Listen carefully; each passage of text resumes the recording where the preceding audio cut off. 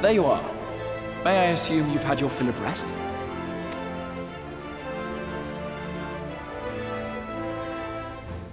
That is well. Now that we are all present, let us speak of our plan. Thus far, we have vanquished 4 Light Wardens, restoring night to much of Norvrant. Only one remains, that of Calusia.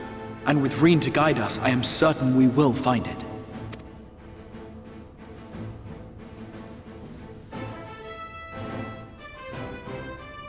We're so close now.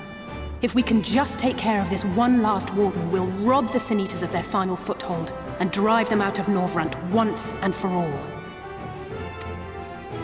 It will be a new beginning for the First. A chance for the people to rebuild their world. In short, a prize worth fighting for. And in thus delivering the First from destruction, so too shall we unsow the seeds of the 8th Umbral Calamity. Do you hear? Your dreamed of rejoining is in jeopardy. Are you sure you're not tempted to intervene?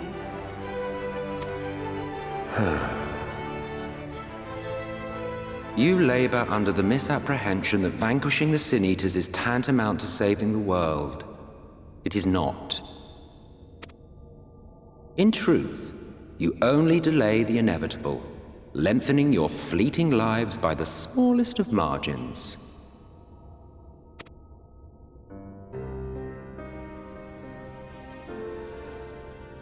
Twould be churlish of me to deny you this small concession, close as we've become. Each and every one of you is possessed of a noble heart. When the weak want for succor, you do not hesitate to provide it.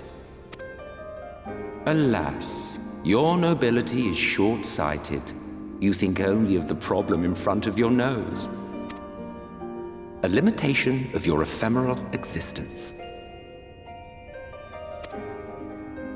Our lives may seem short and insignificant to the likes of you, but one does not need to be an eternal being to achieve lasting change. If I may stop you there, I do not claim that we Ascians are special. That is another misconception. In the beginning, everyone lived nigh for eternity. Such was the natural order of things.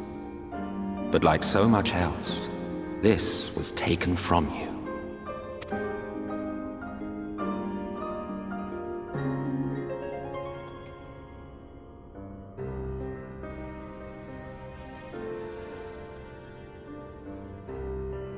You won't object if I borrow your plaything?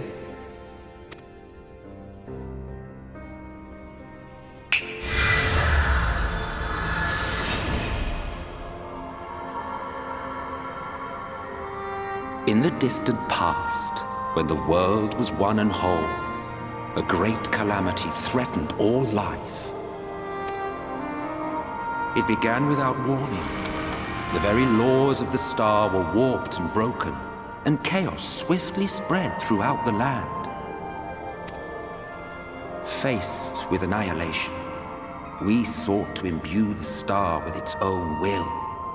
Thus was Zodiac born, and by his power was order restored.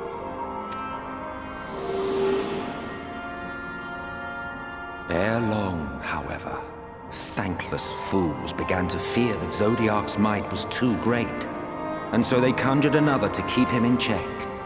Your own dear Hydaelyn.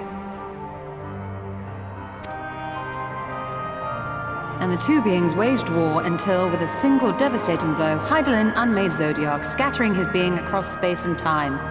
So you told us in the Katana Ravel. Yes. And there began our woes, with Hydaelyn's blow and all that it wrought. As a counterbalance to Zodiac, Hydaelyn was created with the power to enervate her foe. This singular ability strikes not at such banal things as flesh, but everything that defines the target, diluting its existence. For example, were she to strike you,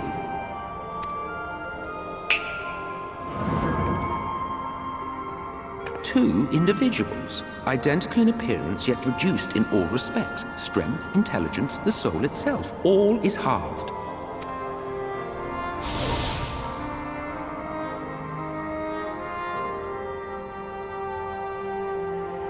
Do you see?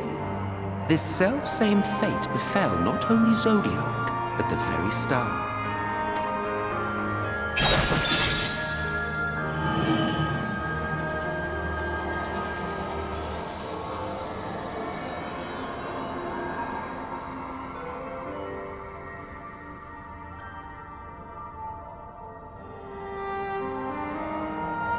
Only 3 were fortunate enough to escape the Sundering, me being one of them.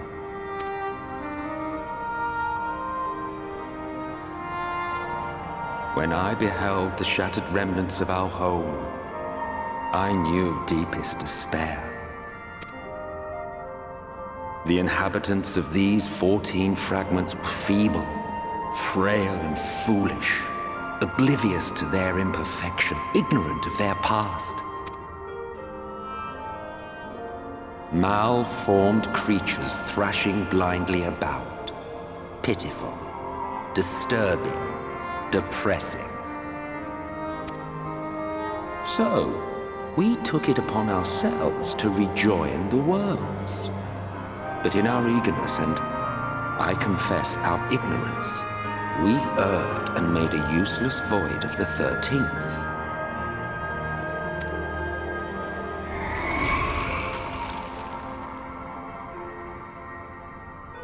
It was only afterwards that we discovered a connection twixt source and shard, a flow of energy that maintains elemental balance. And thus did we arrive at our time-honored modus operandi.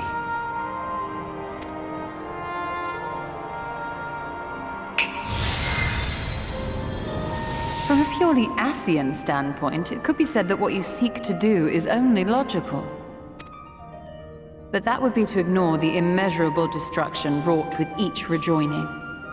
You have murdered millions, and this we cannot condone. By your fragmented existence, you continue to give rise to tragedies far crueler than any calamity. But yes, moral relativism and all that. Case in point, I do not consider you to be truly alive, ergo I will not be guilty of murder if I kill you.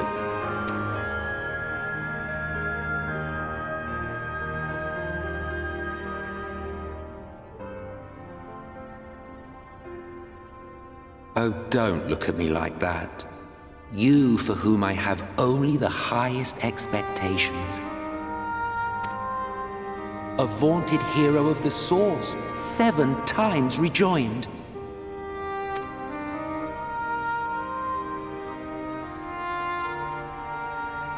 Long have I awaited one who might brave a path of lesser tragedy. A resilient soul able to endure the necessary pain. I dare to hope that my wait is over. So, finish your task and slay the Light Warden. Make proof of your usefulness, and then we may speak again.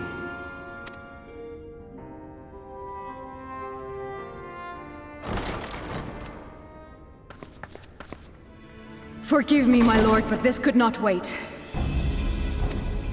Speak freely, Captain. Our informant in Colusia sends word of unusual activity in Eulmore. It appears their forces are entrenching themselves at key points throughout the city, making ready for an attack by all indication. An intriguing use of resources. I rather doubt Lord Vorthry is concerned for the safety of his citizens.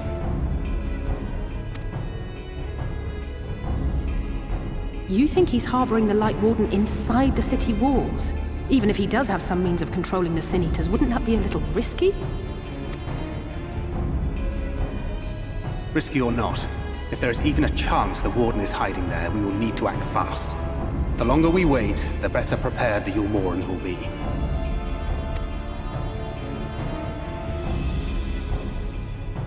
Agreed. See to your preparations then and make for Calusia.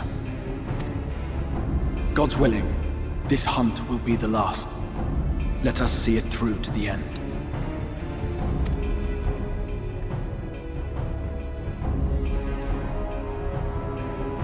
We should begin by assembling in Rite.